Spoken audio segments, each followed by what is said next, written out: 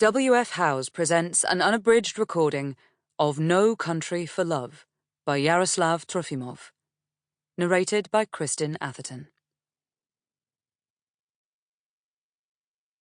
To my mother, Alevtina, and all the mothers of Ukraine. Author's note. This novel is a work of fiction, but it is based on true stories of my family in Ukraine. I have taken care to portray historical events as accurately as possible. All similarities to living persons are purely coincidental.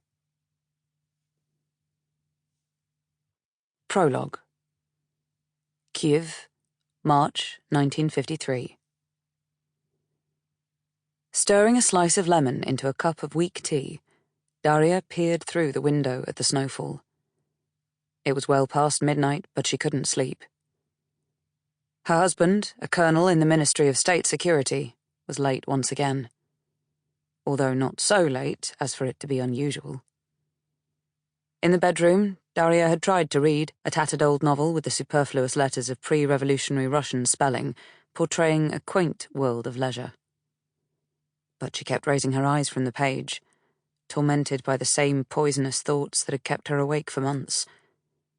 Cradling the warm cup in her hands, she pressed her forehead against the window's icy, comforting pane, hoping that her headache would go away. The night was moonless, the lights in other apartments long ago turned down. Daria strained, trying to see through the gauze of snowflakes swirling in the wind.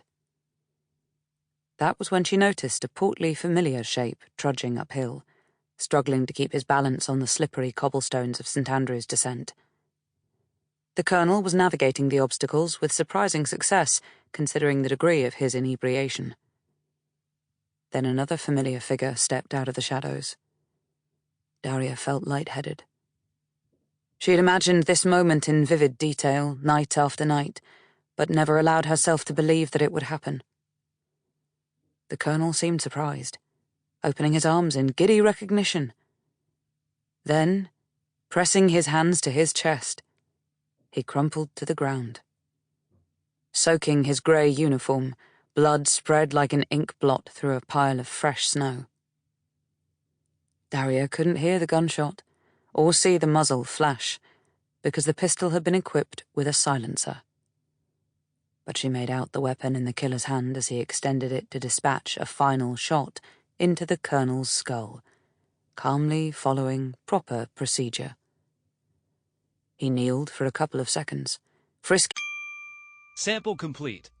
Ready to continue?